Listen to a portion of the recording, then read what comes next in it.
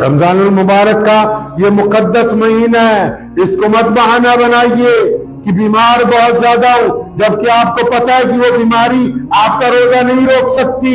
इसको बहाना मत बनाइए कि मैं ऐसे सफर में हूं कि रोजा मुश्किल है, लेकिन सफर का आराम आपके रोजे को तकलीफ नहीं पहुंचाता।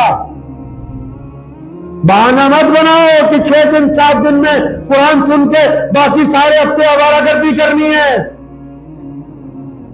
बहुत सारे लोगों के फोन आ रहे हैं कि आपने कहा 10 दिन से ज्यादा तरावी जो है वो ना पढ़े। भाई मस्जिदें वीरान कर रहे हो हाफिजों के नाम पर, और फिर बैठ के बकवास करते हो कि हम क्या करें, हाफिज बहुत ज्यादा है। सारे हाफिज इसलिए नहीं बनाए कि ये खड़े होकर इमामत करेंगे, ये हाफिज इसलिए बनते हैं कि अल्लाह और उसके रसूल के कुरान के मुहाफिज हैं। फौज का हर सिपाही जनरल नहीं बनता।